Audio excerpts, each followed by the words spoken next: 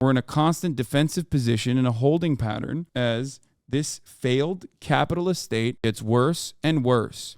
That is not freedom. That is simply a mirage, a facade of freedom that you have bought into.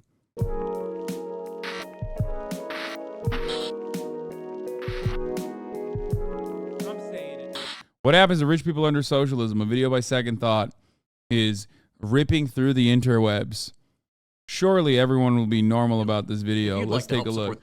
Now, before watching this, my suspicion is that he is going to say that, I mean, I don't know, I haven't seen it, but I would expect him to say, or what I would say in the situation is not necessarily, the situation is not about rich and the poor, but instead by changing the way that we produce commodities, specifically so that there isn't, or the unintentional secondary consequences of changing our economic organization of society will yield a system where there is no need to be rich and the gross income inequality will cease to exist.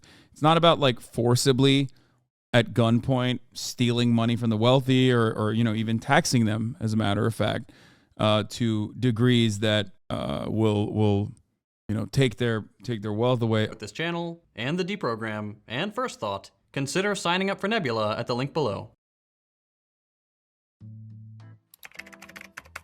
We'll do Tommy G after this. Nothing. You want the honest answer? Not much will actually happen to rich people under socialism. They'll genuinely be fine. A socialist president wouldn't make Jeff Bezos eat 100 billion Amazon boxes until his little tummy explodes.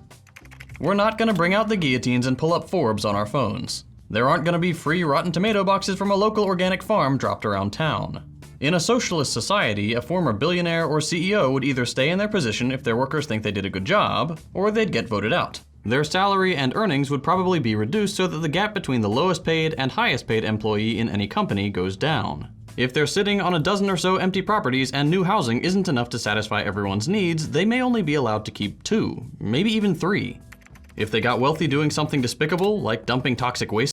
The point is, having 2 or 3 houses, as long as it is personal property, is still technically allowed. You can have a fucking summer home, you know what I mean? The idea that that is impossible, or that you can't have that, or that there is no way to do that, is very different than the concept of private ownership of property. Private property is property that you own with the express purpose of engaging in capital accumulation off of it.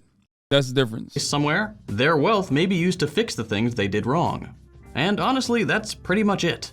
Nothing will really happen to the rich, as in the actual people. The category of rich will change, but we'll get to that.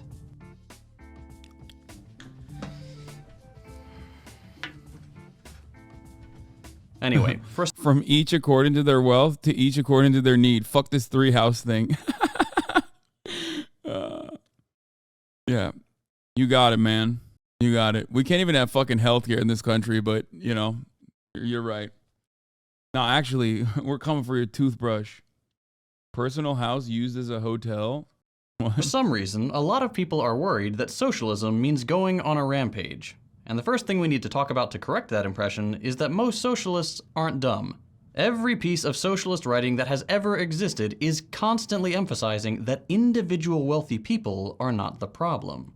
Socialists in general recognize that almost anyone in Bezos' position would do what he does. Same goes for Zuckerberg, or Musk, or whoever your favorite billionaire is. Exploitation and environmental destruction and doing just about anything for a buck is the name of the game under capitalism. And that's what we take issue with. Not that Jeff specifically is the one doing it. This doesn't stop what these billionaires are doing from being wrong, but most of it is just perfectly legal, and all we'd want to do is change that to put an end to it, not to punish people. Just make the awful stuff stop. Most of us socialists take issue with the system of power and wealth accumulation that is capitalism, not the individuals who inevitably end up at the top. To put it differently, there are millions of jerks out there that are just as evil as Musk, but who are basically powerless simply because, under this economic system, power can only consolidate in a few people's hands. And I can tell you're skeptical. A lot of people are worried about what socialism might look like after a century of Red Scare rhetoric. It also doesn't help that past socialist revolutions, just like the liberal revolutions that gave us capitalism, have often been bloody affairs. It's normal to be concerned about that when people like me talk about making fundamental social and economic changes. The history of big changes hasn't often been a series of peaceful transitions of power. I think most historians would agree that's never been the case.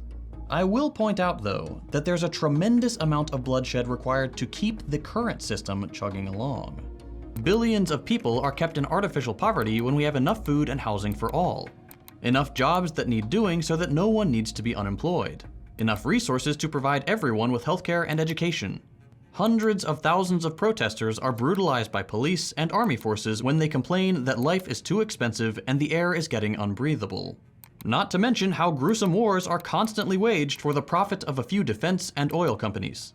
But even given all that, it's still perfectly normal to be worried about the possibility of additional violence. And that's why I want to make this video.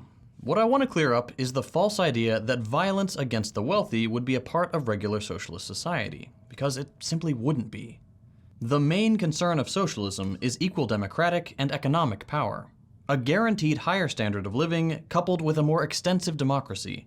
In this system, essentially, no one should get wealthy enough to exploit someone else and become democratically unaccountable.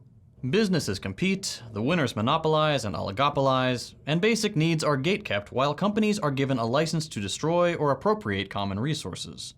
The ultra-wealthy have an outsized influence in politics and in the workplace, and the entire economy is geared towards maximizing their ability to profit. In some cases, profit and human well-being go together. In most, not so much. Under capitalism, what decides if something happens isn't popular approval, but profitability, which is determined by how much employers exploit their employees, how wealthy or desperate their consumers are, and even how recklessly they can destroy.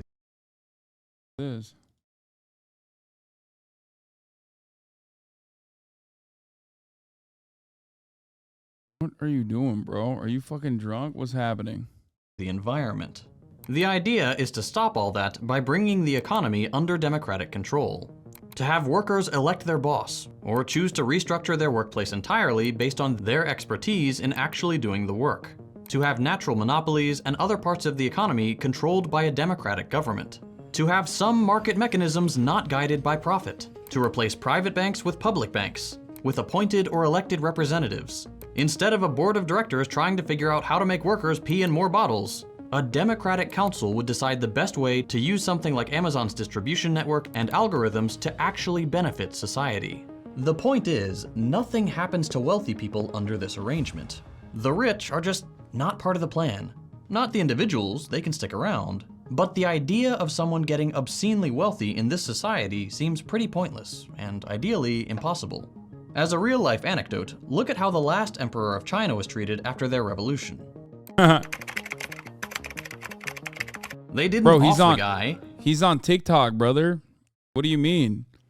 He's fucking. You know how a man was treated, dude. Let me see. Wait, fuck. There's no. Does anyone have that video? I love that video. You know what I'm talking about? The one where he's dancing, like the modern Puyi. One eternity later. Oh, here. This is how.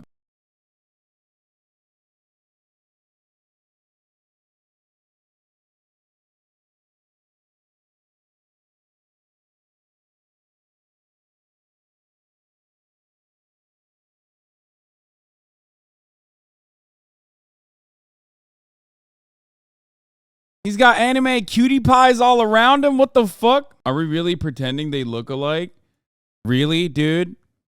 Like, is it racism? Are we doing xenophobia when this guy's entire account is dedicated to? First of all, we're not pretending they look alike. We're pretending that it is him. Okay, and it is ridiculous to be like, wow, dude, I can't believe how xenophobic these guys are being when like. This Chinese man's entire fucking account is dedicated to making that comparison himself, okay? Like, what are you going to cancel a Chinese guy for having fun with it? That's crazy. White leftists in America, When did I say it was racism or xenophobia? I don't know. I can't tell if you're like why did you come at it like with such strong opposition over here? Unless you were just like actually also joking and saying, no, that's actually him. Are we pretending that they look alike? Anyway, yeah, that's Puyi. That's what happened to him, you know. They gave him a re-education, helped him understand why the position of emperor was outdated, and eventually he became a member of China's National People's Congress, helping to make progress alongside the very same people he had previously oppressed. He was reintegrated into a better society. In a future socialist system, the rich and powerful themselves would be fine, but most of the privileges and access to power that create billionaire levels of wealth just wouldn't exist. The only way to become incredibly wealthy in a socialist society is to have a unique set of skills, the way an actor or an athlete becomes incredibly wealthy under capitalism. Being basically irreplaceable might command a higher price for your labor, but even then, you'd still end up with a much more equal society. Some inequality might still persist, but at a much different scale and within a much, much smaller range. The difference between capitalism and socialism is that you wouldn't be able to get wealthy by paying workers less than the amount they bring in for your company. You couldn't gain wealth by exploitation, and that's it. You're still skeptical. No problem. Here's another reason you shouldn't be worried about what happens to rich people under socialism. Most socialists are very anti-punishment. Just talk to your lefty friends and you'll see. Most socialists today are at the forefront of the restorative and transformative justice movements, as well as the prison abolition and anti-death penalty movements. The most famous representative of this socialist position is probably someone like Angela Davis, who's campaigned for all of these causes for decades.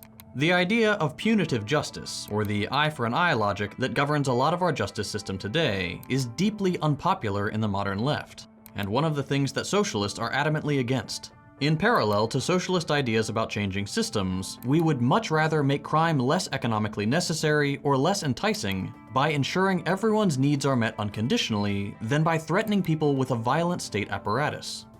We would much rather strip people of their power over others and institute a more developed democracy that extends to the workplace than allow a few to gain power through exploitation and punish them when they, predictably, use that power to those ends. Socialists promote structural change first and foremost, and are against punitive justice as a way to solve structural issues.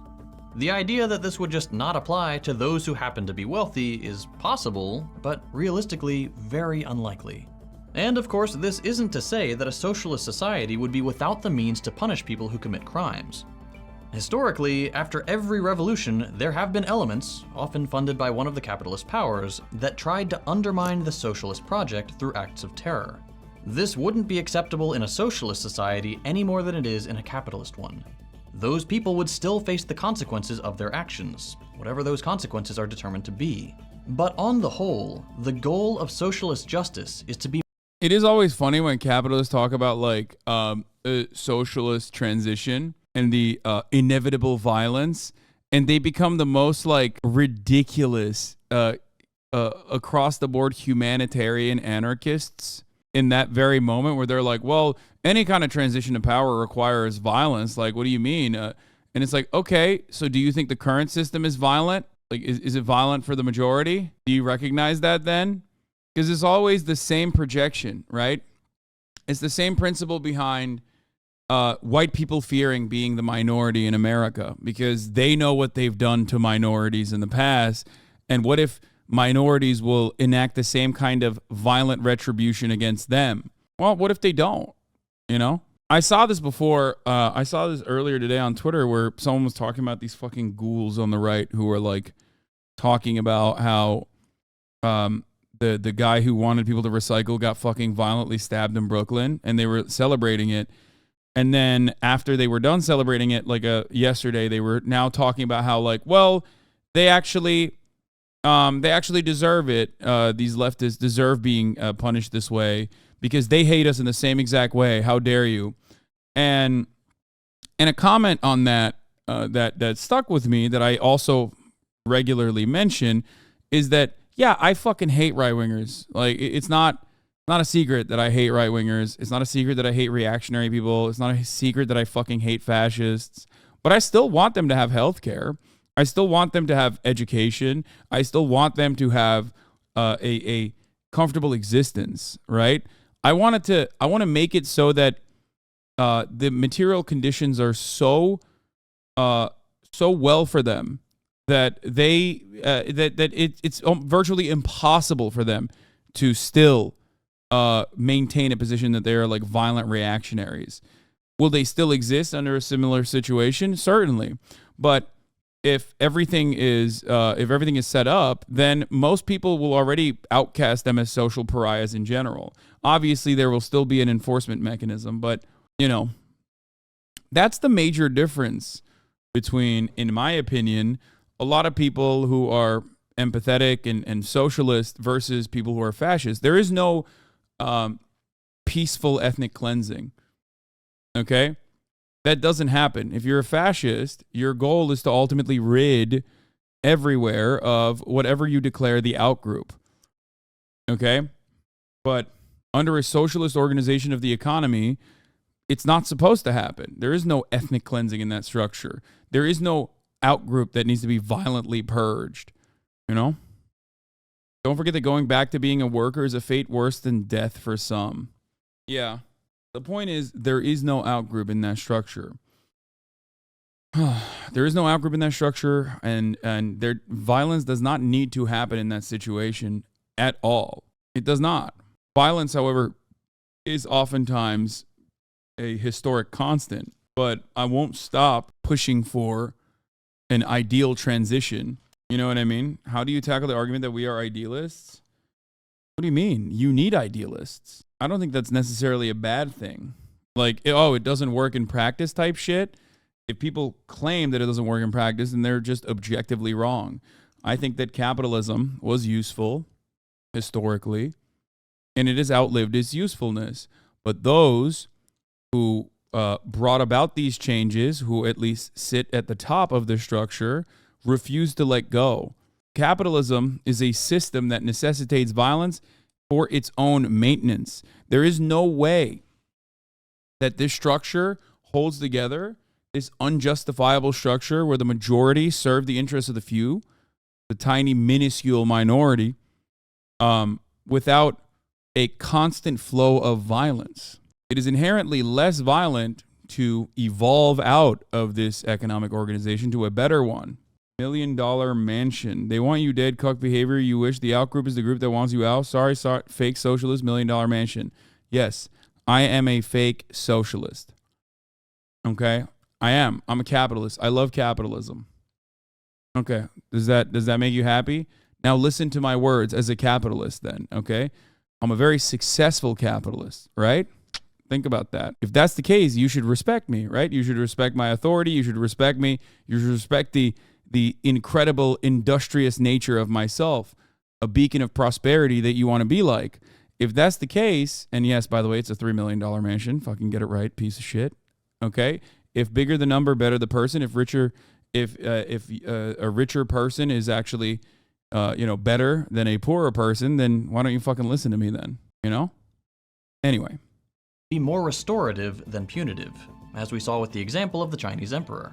I get that all this conflicts with the popular ideas most people have about socialism, but let's be clear. Don't mistake eat the rich sweaters for a policy proposal. With so much violence committed by capitalists and their institutions against the working class and the environment, it's understandable that anger will bubble up and find its expression in edgy slogans. But as far as solutions to capitalism's violence go, eat the rich isn't one of them. Eating the rich without changing the system that reproduces unaccountable billionaires isn't progress. It's just a funny quote. And just in case some of you try to misrepresent what I'm saying, none of this is to say that disruptive protests are illegitimate or anything. Civility and non-violent protests are a sacrifice protesters make. To go in front of armed police forces and refuse to punch back. No one should demand from those who are oppressed that they should continue being oppressed to stay legitimate and valid. This video isn't some kind of condemnation of all violence or an appeal to complacency. I'm simply clearing up the false idea that daily socialist operation depends on punishing the rich, like many pundits seem to imply. What a cringe slogan. I sure hope my favorite political commentator didn't wear a shirt with it. I'll have you know that I did not wear a shirt that says eat the rich on it. It's a shirt that said make the rich pay. But it's a Berenstein's Bears moment that every single person just automatically went, oh, that's a Eat the Rich shirt. Wearing an Eat the Rich shirt, which is fine. I mean, Sean Fain wore a fucking Eat the Rich shirt today. Is second thought dude assuming that the capitalists would quietly and peacefully step down on a socialist uprising without a fight? I'm not quite grasping the angle he's coming from here. The angle that he's coming from here is that he's not talking to his fucking reading group in the Marxist-Leninist CPUSA coalition, okay? He's talking to a broader audience, some full of liberals, okay? People who immediately cringe at the first sign of communism or socialism. So, of course, what he's saying is not wrong. It is fundamentally true that there needs to never be any violence whatsoever, and a peaceful transition into a socialist organization of the economy is the goal, is the ideal, and we should not stray away from said ideals. That is part of the reason why whenever people ask me what kind of socialist I am, I either don't really mention it or I just say I'm a democratic socialist, because and the things that I advocate for here in the United States of America are specifically about in the interim period building a coalition of or building labor power, building working class power, and building coalitions specifically so that we can even make marginal and totally necessary social democratic reforms. It doesn't stop there, of course, but you have to advocate for things. You have to advocate for things that are at least like possible in the interim period. And even that period is not a peaceful transition. Let's be fucking real, okay? Your mind that socialists just want to bonk billionaires to solve the problems of capitalism is simply wrong. It's not. Dude, look. I don't like this. I just like people that spend all of their time attacking China are incredibly unproductive and simply doing the deed of America's inevitable, possibly very violent retribution against any kind of Chinese development. I don't think it'll happen, though, because the trade relationships are there and it would be unprofitable for everybody. It's not something that you can make money from. It's just, it's very, very, very unproductive, okay? It is incredibly unproductive to just constantly be like, well, China's really bad, China's really bad, China's really bad. We can't even fix our own fucking backyards, okay? And then we spend all this time being like, oh man, China is so bad. It's like, no, they're not, okay? Chinese development has been incredible over the course of the past couple of decades. When you say China bad, China bad, China bad across the board, yeah, are there issues with Chinese governance? Abso-fucking-lutely, okay? They are not great at allowing any kind of dissent to exist. But ultimately, Chinese people, at the very least, are very fond of their own government, okay? Much more happy with their own government than we are with ours, despite the fact that they don't actually have that all too much say in what goes on in Chinese development. But they're happy because they see the economic development all around them. I'm a firm believer that Americans would be much happier with their own country and their own governance, even if we clawed back even more of the fucking, even if we clawed back more of our civil liberties in the United States of America, but at least offered more amenities to the people, that tangible amenities that they could see. That would not be the right thing to do. Okay? Their development is all collapsing. Yeah, dude. Any moment now. It's going to happen. Again, any moment now, it will collapse. Let them collapse. Let them. You're here. You're in America. You're living in the Western world.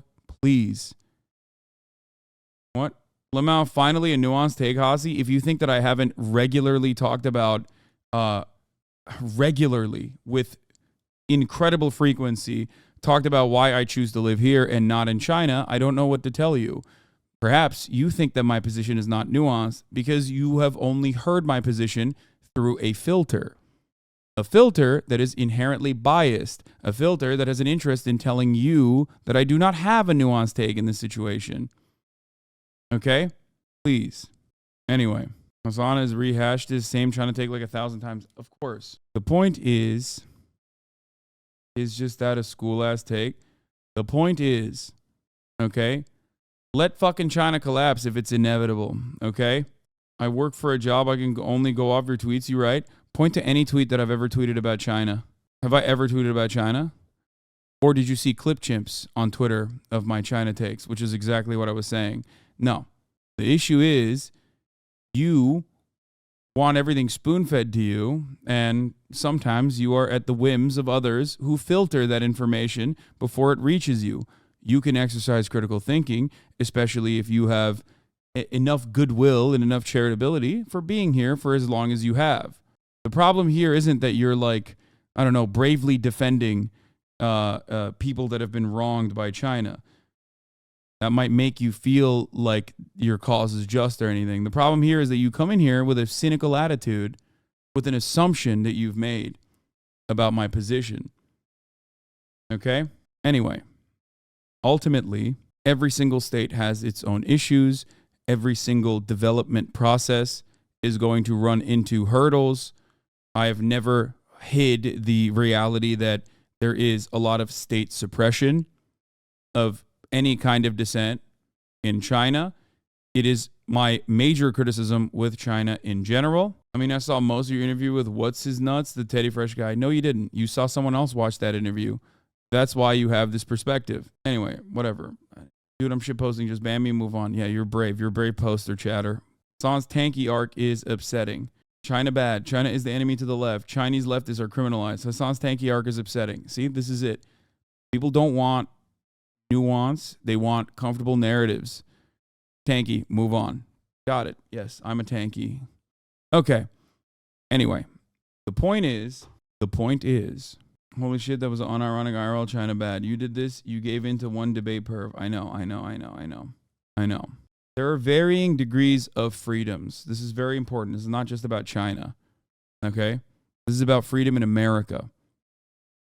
If you are a socialist or you are a leftist, if you're a social democrat even, you understand the principle behind how can you say you're free when you are locked into your job and the system demands that you are locked into your job and you have no freedom because you have no control over your own life in a place where you spend 80% of your adult life in, okay, where your health insurance is tied to your performance.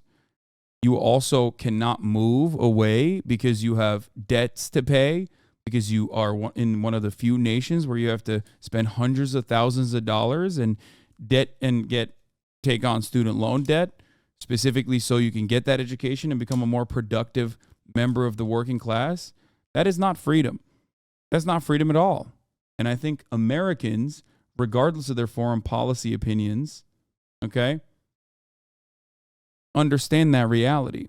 There are different mechanisms of control. Under the, in my opinion, more successful mechanism of social control and instilling social cohesion in the liberal democracies in the West, you have options. You feel like you have different choices that you can make. Feel like you can vote for one or the other party, and there's actually very serious different consequences for either.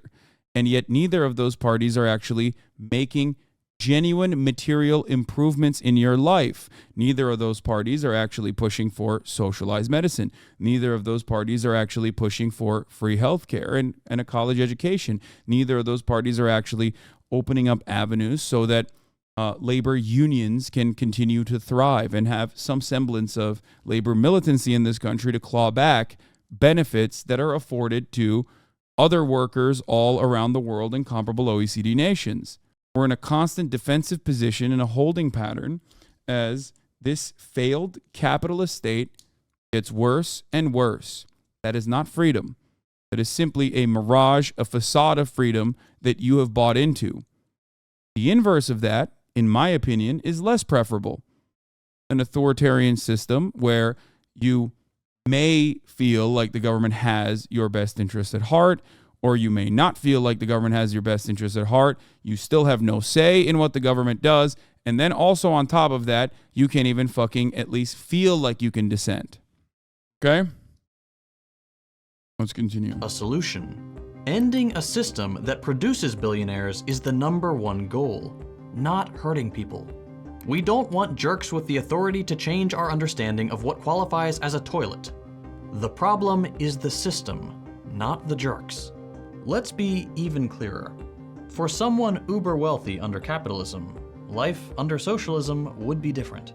An end to exploitation and permanently rising inequality would certainly mean fewer privileges. Possibly or even probably a less important status. Certainly less power to boss people around. And most likely, less ability to enjoy excessive luxury at will. But that's probably it. Less power, less privilege, but a life that continues to be more than comfortable as the standards for all of society are raised. Accountability not to boards of directors, shareholders, and the market, but to a democratic workers' association. And perhaps most importantly, the opportunity to be a part of a new project that actually improves the conditions of our species. The thing all these billionaires claim to want to do. Under socialism, they could use that drive, if it's genuine, to really contribute. Socialism is the way forward, even if you're a billionaire. Howdy friends, I'm excited to announce that I'm recording this sponsor read from the brand new Second Thought office. That sounds a little fancier than it really is, but I did recently move the whole studio setup to a larger space, and I've got a bunch of cool stuff planned for the near future. Some of the projects I have in mind, and even being able to move into a new place like this, is only possible thanks to the support of viewers like you. One of the ways you can show that support is by signing up for Nebula. People say they can't protest in China, but they don't realize that the white paper protest literally made the government change their position on lockdowns. Yeah. Second Thought is great. Deprogram is great in general. Love those boys. Love Hakim. Love you, Gopnik. You know, they're awesome. They're fucking great. I'm sure you're all aware they're doing of Nebula the damn by now. thing. It's the creator-owned streaming platform that's home to content from all your favorite creators, where we can make the content we really want to make. To give you an idea of one of the projects I have in mind, the three of us at the Deprogram are I'm gonna reach out to Skara, who is the foremost authority on VTubers, and forcibly make Hakim a VTube avatar. I think I'm just gonna pay for it, and I'm gonna give it to him, and I'm gonna be like, you can use it if you want. If you don't want to use it, you don't have to. I've made up my mind. You know they cost several grand? Yeah, bitch, I know. I don't give a fuck. I think it's worth it. Iron Mouse as well. I think both Hakim and Ugopnik deserve VTuber avatars. But I also feel like he would show his face inevitably, whereas I don't think Hakim will. When will you become a VTuber? I don't know. I feel like they could do incredible things if they just leaned into that a little bit more. I know it's fucking corny, but they can form your little VTuber harem. Yeah. Didn't you offer to hook them up with VTuber people to get the tech? Yes.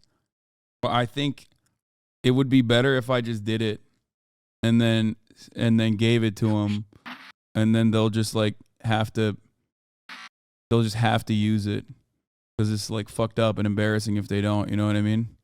Especially if I spend like 10 grand on it each, be fucked up. They'd have to use it.